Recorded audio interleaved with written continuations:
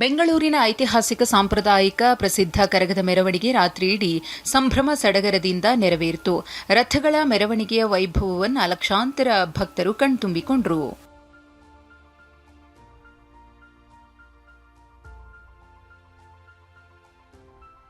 16ನೇ ಬಾರಿ ಕರಗ ಹೊತ್ತ ಅರ್ಚಕ ಎ ಜ್ಞಾನೇಂದ್ರ ಅವರು ಪೂರ್ವ ಪೂಜಾ ಕ್ರಮಗಳನ್ನು ಪೂರೈಸಿ ತಿಗಳರಪೇಟೆಯಲ್ಲಿರುವ ಧರ್ಮರಾಯಸ್ವಾಮಿ ದೇವಸ್ಥಾನಕ್ಕೆ ಬಂದರು.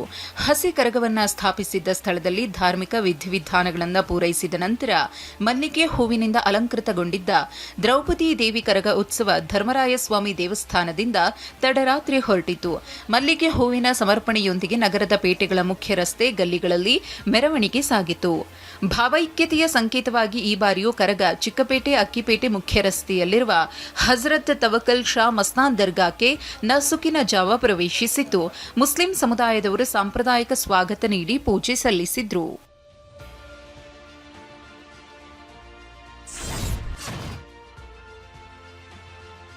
ದೇಶದಲ್ಲಿ ಪೆಟ್ರೋಲ್ ಡೀಸೆಲ್ ಅಭಾವ ಜೋರಾಗ್ತಿದೆ ಎನ್ನುವ ವದಂತಿ ಬೆನ್ನಲ್ಲೇ ಖಾಸಗಿ ಸ್ವಾಮ್ಯದ ಶೆಲ್ ಪೆಟ್ರೋಲ್ ಬಂಕ್ ಗ್ರಾಹಕರಿಗೆ ಶಾಕ್ ಕೊಟ್ಟಿದೆ.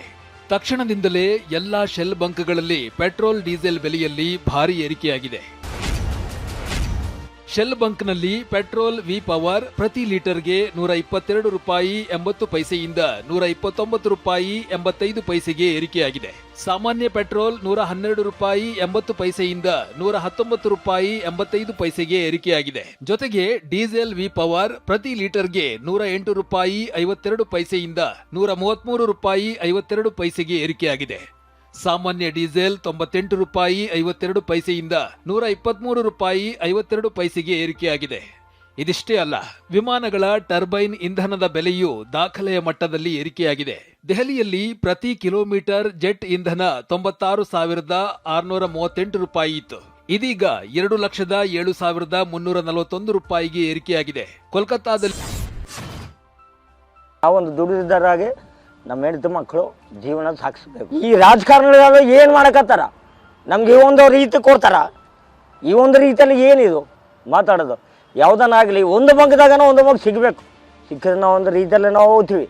ಆಟೋ ರಿಕ್ಷಾಗಳಿಗೆ ಬಳಸಲಾಗುವ ಗ್ಯಾಸ್ ದರ ಭಾರಿ ಏರಿಕೆ ಕಂಡಿದ್ದು ರೊಚ್ಚಿಗೆದ್ದ ಆಟೋ ಚಾಲಕರು ರಾಜ್ಯದ ಹಲವು ಜಿಲ್ಲೆಗಳಲ್ಲಿ ಪ್ರತಿಭಟನೆಯನ್ನ ನಡೆಸಿದ್ದಾರೆ.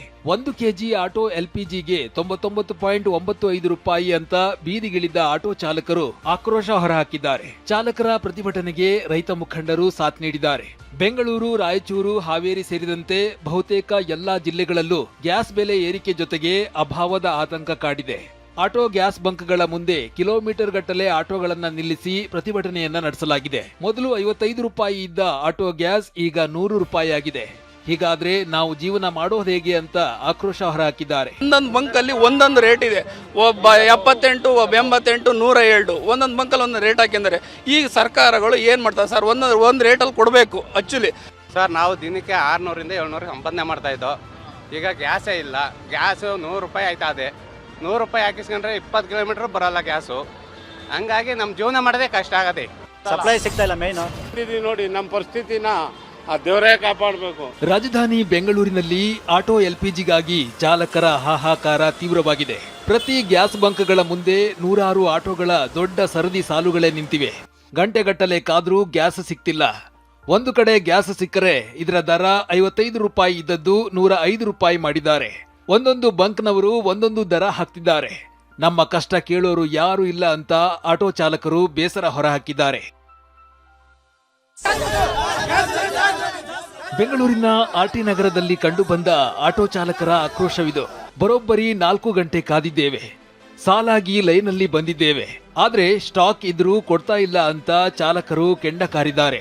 ಹೀಗೆ ಬೆಳಗಿನಿಂದ ಕಾದ್ರೂ ಎಲ್ಪಿಜಿ ಗ್ಯಾಸ್ ಸಿಗದೆ ಕಾದು ಕೆಂಡವಾದ ಆಟೋ ಚಾಲಕರು ಇಂಡಿಯನ್ ಆಟೋ ಎಲ್ಪಿಜಿ ಬಂಕ್ ಎದುರು ಆಕ್ರೋಶ ಹೊರಹಾಕಿದ್ರು. ಆಟೋ ಚಾಲಕರನ್ನ ನಿಯಂತ್ರಿಸಲು ಸ್ಥಳೀಯ ಟ್ರಾಫಿಕ್ ಪೊಲೀಸರು ಹರಸಾಹಸ ಪಟ್ರು. ಬೆಂಗಳೂರಿನ ಲಕ್ಷಾಂತರ ಆಟೋ ಚಾಲಕರ ಗೋಳು ಕೇಳೋರೇ ಇಲ್ಲದಂತಾಗಿದೆ. ಹೊಸಳ್ಳಿ ವಿಜಯನಗರದ HP ಬಂಕ್ ಮುಂದೆ ಆಟೋ LPG ಗ್ಯಾಸ್ಗಾಗಿ ನೂರಾರು ಆಟೋಗಳು ಸಾಲುಗಟ್ಟಿ ನಿಂತು ಹಣೆ ಬಡಿದುಕೊಂಡಿದ್ದಾರೆ. ಸುಡುವ ಬಿಸಿಲಿನಲ್ಲೇ 4 ಗಂಟೆಯಿಂದ ಕ್ಯೂ ನಿಂತರೂ LPGಗಾಗಿ ಸಾಹಸ ಮಾಡಬೇಕಾಗ್ತಿದೆ. ಇನ್ನು ದುಡಿಯೋಕೆ ಹೋಗೋದು ಯಾವಾಗ ಅಂತ ಕಂಗಾಲಾಗಿದ್ದಾರೆ. ಇತ್ತ ಮಹದೇವಪುರ ಸಮೀಪ ಇರೋ ಗೋ ಗ್ಯಾಸ್ ಏಜೆನ್ಸಿ ಗ್ಯಾಸ್ ಅಭಾವದ ಕಾರಣ ಕಳೆದ 3 ದಿನಗಳಿಂದ ಬಂದ್ ಆಗಿದೆ. ಮತ್ತೊಂದೆಡೆ ಹೊಸಕೋಟೆಯಲ್ಲಿ ಆಟೋ ಗ್ಯಾಸ್ಗಾಗಿ ಕ್ಯೂ ನಿಂತು ಸುಸ್ತಾದ ಆಟೋ ಚಾಲಕರು ಗ್ಯಾಸ್ ಸಿಗದೆ ಪರದಾಡಿದ್ದಾರೆ. 65 ರೂಪಾಯಿ ಇದ್ದ ಕೆಜಿ ಗ್ಯಾಸ್ 100 ರೂಪಾಯಿಗೆ ಮಾರಲಾಗ್ತಿದೆ ಅಂತ ನೋವು ತೋಡ್ಕೊಂಡಿದ್ದಾರೆ. ಶಿವಮೊಗ್ಗ, ಮಂಗಳೂರು, ಚಿಕ್ಕಮಗಳೂರು, ಹುಬ್ಬಳ್ಳಿ, ಚಿತ್ರದುರ್ಗ ಸೇರಿದಂತೆ ರಾಜ್ಯದ ಅನೇಕ ಜಿಲ್ಲೆಗಳಲ್ಲೂ ಆಟೋ ಚಾಲಕರ ಆತಂಕ ತೀವ್ರವಾಗಿದೆ. LPG ಗ್ಯಾಸ್ ಸಿಗದೆ ಬಂಕ್ಗಳು ಬಂದ್ ಮಾಡಲಾಗಿದೆ. ಶಿವಮೊಗ್ಗದ ಬಾಲರಾಜ್ ಅರಸ ರಸ್ತೆಯ ಸಹ್ಯಾದ್ರಿ LPG ಗ್ಯಾಸ್ ಬಂಕ್ ಬಂದ್ ಆದ ಕಾರಣ ಗ್ಯಾಸ್ ಸಿಗದೆ ಆಟೋ ಚಾಲಕರು ದಿನದ ದುಡಿಮೆಗೆ ಭಾರಿ ಹೊಡೆತ ಬಿದ್ದಿದೆ. ಇದೇ ರೀತಿ ಮುಂದುವರೆದರೆ ಅನೇಕ ಆಟೋ ಚಾಲಕರ ಕುಟುಂಬಗಳು ಬೀದಿಗೆ ಬರಲಿವೆ ಅಂತ ಚಾಲಕರು ನೋವು ವ್ಯಕ್ತಪಡಿಸಿದ್ದಾರೆ. ಅಡುಗೆ ಸಿಲಿಂಡರ್ಗಾಗಿ ಬೆಂಗಳೂರಿನಲ್ಲಿ ಪರದಾಟ ಮುಂದುವರಿದಿದೆ. ಹೆಗ್ಗಡೆ ನಗರದ ಗ್ಯಾಸ್ ಏಜೆನ್ಸಿ ಮುಂದೆ ಸಿಲಿಂಡರ್ಗಳನ್ನು ಇಟ್ಟು ಬೆಳಗ್ಗಿನಿಂದಲೇ ಜನ ಗ್ಯಾಸ್ ಸಿಲಿಂಡರ್ಗಾಗಿ ಕಾದಿದ್ದಾರೆ. ಕರಗ ಉತ್ಸವದಲ್ಲೂ ಗ್ಯಾಸ್ ಗಮನ ಸೆಳೆದಿದೆ. ದ್ರೌಪದಮ್ಮನಿಗೆ ಮಹಿಳೆಯರು ಗ್ಯಾಸ್ ಸಿಲಿಂಡರ್ಗಾಗಿ ಬೇಡಿಕೆ ಇಟ್ಟಿದ್ದಾರೆ. LPG ಸಿಲಿಂಡರ್ ಚಿತ್ರವನ್ನ ಬರೆದು ಸುತ್ತ ಕರ್ಪೂರವಿಟ್ಟು ಗ್ಯಾಸ್ ಕೊಡಿಸು ತಾಯಿ ಅಂತ ವಿಶೇಷ ಮನವಿ ಮಾಡಿದ್ದಾರೆ. LPG ತೈಲ ಬೆಲೆ ಹೆಚ್ಚಳದ ಬಗ್ಗೆ ಮಾತನಾಡಿರುವ ಸಚಿವ ಸಂತೋಷ್ ಲಾಡ್, ರಾಜಕೀಯವಾಗಿ ಟೀಕೆ ಮಾಡೋದಕ್ಕೆ ಆಗೋದಿಲ್ಲ. 2014ರಲ್ಲೂ 5.3 ಮಿಲಿಯನ್ ಮೆಟ್ರಿಕ್ ಟನ್ ಸ್ಟೋರೇಜ್ ಇತ್ತು. ಆದರೆ ಬಿಜೆಪಿ ಬಂದ ಮೇಲೆ ಸ್ಟೋರೇಜ್ ಜಾಸ್ತಿ ಮಾಡಲು ಯತ್ನಿಸಿಲ್ಲ ಎಂದಿದ್ದಾರೆ. Arun Jaitley 6 million metric ton ಜಾಸ್ತಿ ಮಾಡಬೇಕು ಅಂದಿದ್ರು, ಆದ್ರೂ ಮಾಡಲಿಲ್ಲ ಅಂತ ಕೇಂದ್ರ ಸರ್ಕಾರಕ್ಕೆ ಚಾಟಿ ಬೀಸಿದ್ದಾರೆ. ಇನ್ನು ಕಮರ್ಷಿಯಲ್ ಗ್ಯಾಸ್ ಸಿಲಿಂಡರ್ ಸಮಸ್ಯೆಯಿಂದಾಗಿ ಈಗಾಗಲೇ ಹೋಟೆಲ್ಗಳು ದರ ಏರಿಕೆ ಮಾಡಿವೆ. ಏಪ್ರಿಲ್ 1ರಿಂದ ಮತ್ತೆ 200 ರೂಪಾಯಿ ಬೆಲೆ ಏರಿಕೆಯಾಗಿದೆ. ಹೀಗಾಗಿ ಮುಂದೆ ಮತ್ತಷ್ಟು ದರ ಏರಿಕೆ ಮಾಡುತ್ತಾರೆ ಅಂತ TV9ಗೆ ಹೋಟೆಲ್ ಮಾಲೀಕರಾದ ಶ್ವೇತಾ ಮಡಪ್ಪಾಡಿ ಹೇಳಿದ್ದಾರೆ. ಇತ್ತ ಬೆಲೆ ಏರಿಕೆ ಯಾವ ಪರಿ ಏರಿದೆ ಅನ್ನೋದನ್ನ ಹೋಟೆಲ್ ಮಾಲೀಕರು ವಿವರಿಸಿದ್ದಾರೆ. ಅಂದ್ರೆ ಹೋದ 1ನೇ ತಾರೀಕಿಗೂ ಈ 1ನೇ ತಾರೀಕು 290 ರೂಪಾಯಿ ಜಂಪ್ ಆಗಿದೆ. ಅಮೆರಿಕ ಇರಾನ್ ಯುದ್ಧದ ಬಿಸಿ ಔಷಧ ವಲಯಕ್ಕೂ ತಟ್ಟಿದೆ. ಎಲ್ಲ ಔಷಧಗಳ ಬೆಲೆ ಈ ವಾರದಲ್ಲಿ 15%ರಿಂದ 20% ಹೆಚ್ಚಳವಾಗಲಿದೆ ಎನ್ನಲಾಗಿದೆ. LPG ಅಭಾವದ ಎಫೆಕ್ಟ್ ಔಷಧ ವಲಯಕ್ಕೂ ತಟ್ಟಿದೆ. ಮಾತ್ರೆಗಳ ಫಾಯಿಲ್ಸ್ ತಯಾರಿಕೆಗೆ ಪೆಟ್ರೋಕೆಮಿಕಲ್ಸ್ ಅತ್ಯಗತ್ಯ. ಹೀಗಾಗಿ 600ಕ್ಕೂ ಅಧಿಕ ಔಷಧಗಳ ದರ ಹೆಚ್ಚಳವಾಗಲಿದೆ ಎನ್ನಲಾಗಿದೆ. ಔಷಧ ದರ ಏರಿಕೆ ವಿಚಾರದ ಬಗ್ಗೆ ಮಾತನಾಡಿದ ಸಚಿವ ದಿನೇಶ್ ಗುಂಡೂರಾವ್, ವಾರ್ ಎಫೆಕ್ಟ್ ಇದ್ದು ದರ ಏರಿಕೆ ಆದ್ರೆ ಏನು ಮಾಡಲು ಆಗೋದಿಲ್ಲ ಎಂದಿದ್ದಾರೆ. ನಮ್ಮಲ್ಲಿ ಗೌರ್ಮೆಂಟಲ್ಲಿ ಏನೇನು ಕೊಡ್ಬೇಕು ಅದು ಕೊಡ್ತೀವಿ. ದರ ಏರಿಕೆ ಆದರೂ ಕೂಡ ಆ ಏರಿಕೆ ದರದಲ್ಲೇ ಖರೀದಿ ಮಾಡಿ ಕೊಡ್ತೀವಿ. ನಾವು ಅದನ್ನು ದರ ಏರಿಕೆ ಆಗಿದೆ ಅಂತೇಳಿ ಔಷಧಿ ಖರೀದಿ ಮಾಡಲ್ಲ ಅಂತ ಹೇಳೋಕ್ಕಾಗಲ್ಲ. ಏಪ್ರಿಲ್ 1, 2026ರಿಂದ ಹೊಸ ಆರ್ಥಿಕ ವರ್ಷದ ಕೇಂದ್ರ ಮತ್ತು ರಾಜ್ಯ ಬಜೆಟ್ ನೀತಿಗಳು ಜಾರಿಗೆ ಬಂದಿವೆ. ಬುಧವಾರದಿಂದ ನೀರು, ವಾಣಿಜ್ಯ ವಿದ್ಯುತ್ ಮತ್ತು ಟೋಲ್ ದರ ಏರಿಕೆಯಾಗಿದೆ. ಬುಧವಾರದಿಂದ ದೇಶದ ಜನರಿಗೆ 12 ಲಕ್ಷದವರೆಗಿನ ಆದಾಯಕ್ಕೆ ಯಾವುದೇ ತೆರಿಗೆ ಇರೋದಿಲ್ಲ. ರಾಜ್ಯ ಹೆದ್ದಾರಿ ಟೋಲ್ಗಳ ದರ 3% 5% ಏರಿಕೆ ಮಾಡಲಾಗಿದೆ. ದೇಶದ 1150 ಟೋಲ್ಗಳಲ್ಲಿ ಏಪ್ರಿಲ್ 1ರಿಂದ ನಗದು ಸ್ವೀಕಾರ ರದ್ದುಪಡಿಸಿ ಫಾಸ್ಟ್ಯಾಗ್ ಕಡ್ಡಾಯ ಮಾಡಲಾಗಿದೆ. ಇನ್ನು ರಾಷ್ಟ್ರೀಯ ಹೆದ್ದಾರಿ ವಾರ್ಷಿಕ ಪಾಸ್ ದರವನ್ನು 75 ರೂಪಾಯಿಗೆ ಏರಿಕೆ ಮಾಡಲಾಗಿದೆ. ಈ ಹಿಂದೆ 3000 ಇದ್ದ ರಾಷ್ಟ್ರೀಯ ಹೆದ್ದಾರಿ ವಾರ್ಷಿಕ ಪಾಸ್ ದರ 3075ಕ್ಕೆ ಏರಿಕೆಯಾಗಿದೆ. ATM ಕಾರ್ಡ್ ಬಳಕೆಯ ಮಿತಿ ಮೇಲೆ ಹಾಕುವ ಶುಲ್ಕವನ್ನು ಏರಿಸಲಾಗಿದೆ. ಇನ್ನು ಮುಂದೆ ಬ್ಯಾಂಕ್ಗಳಲ್ಲಿ ಬೆಳ್ಳಿ ಆಭರಣ ಅಡವಿಟ್ಟು ಸಾಲ ಪಡೆಯಬಹುದಾಗಿದೆ. ಬ್ಯಾಂಕೇತರ ಹಣಕಾಸು ಸಂಸ್ಥೆಗಳಲ್ಲೂ ಬೆಳ್ಳಿ ಆಭರಣ ಅಡವಿಟ್ಟು ಸಾಲ ಪಡೆಯಬಹುದಾಗಿದೆ. ಇನ್ನು 1 ವರ್ಷದಲ್ಲಿ 1 ಲಕ್ಷಕ್ಕಿಂತ ಹೆಚ್ಚು ಠೇವಣಿಗೆ ಪಾನ್ ನಂಬರ್ ಕಡ್ಡಾಯ ಮಾಡಲಾಗಿದೆ. 5 ಲಕ್ಷ ಮೇಲ್ಪಟ್ಟ ವಾಹನ ಖರೀದಿ, 20 ಲಕ್ಷ ಮೇಲ್ಪಟ್ಟ ಆಸ್ತಿ ಖರೀದಿಗೂ ಪಾನ್ ನಂಬರ್ ಸಲ್ಲಿಸುವುದನ್ನು ಕಡ್ಡಾಯ ಮಾಡಲಾಗಿದೆ. ಇನ್ನು ಬುಧವಾರದಿಂದ ಬೆಂಗಳೂರಿನಲ್ಲಿ ನೀರಿನ ಮೇಲಿನ ದರವನ್ನು ಬೆಂಗಳೂರು ಜಲಮಂಡಳಿ 3% ಏರಿಕೆ ಮಾಡಿದೆ. ಇಂದಿನಿಂದ ದೇಶದಲ್ಲಿ ಎಲ್ಲ ವಸ್ತುಗಳ ಬೆಲೆ ಏರಿಕೆ ಆಗ್ತಿದೆ. ಅಚ್ಚಾ ದಿನ ಹೋಯ್ತು, ಈಗ ಸೌದೆ ಬೆಲೆ ಕೊಟ್ಟಿದ್ದಾರೆ. ಹೀಗಂತ DCM DK ಶಿವಕುಮಾರ್ ಕೇಂದ್ರ ಸರ್ಕಾರದ ವಿರುದ್ಧ ಕಿಡಿಕಾರಿದ್ದಾರೆ. ಸೌದೆ ಭಾಗ್ಯ ಕೊಟ್ಟಿದ್ದಾರೆ, ಈಗ ಅಚ್ಚೆ ದಿನ ಏನಾಯ್ತು? ಇನ್ನು ಅಪಘಾತವಾದಾಗ ಕೊಡುವ ಇಂಜೆಕ್ಷನ್, ಡಯಾಬಿಟಿಸ್, ಹೃದಯಾಘಾತದ ಔಷಧಿಗಳ ಬೆಲೆಯೂ ಏರಿಕೆಯಾಗಿದೆ ಅಂತ ಕರ್ನಾಟಕ ಕಾಂಗ್ರೆಸ್ ಉಸ್ತುವಾರಿ ರಣದೀಪ್ ಸಿಂಗ್ ಸುರ್ಜೇವಾಲಾ ಹೇಳಿದರು. ಅಸ್ಸಾಂನ ದಿಬ್ರೂಗಢ ಜಿಲ್ಲೆಯ ಚಹಾ ತೋಟಕ್ಕೆ ಭೇಟಿ ನೀಡಿದ್ದ ವೇಳೆ ಅಲ್ಲಿ ಕೆಲಸ ಮಾಡುತ್ತಿದ್ದ ಮಹಿಳಾ ಕಾರ್ಮಿಕರೊಂದಿಗೆ ಪ್ರಧಾನಿ ನರೇಂದ್ರ ಮೋದಿ ಚಹಾ ಎಲೆಗಳನ್ನ ಹೆಕ್ಕಿದ್ದಾರೆ.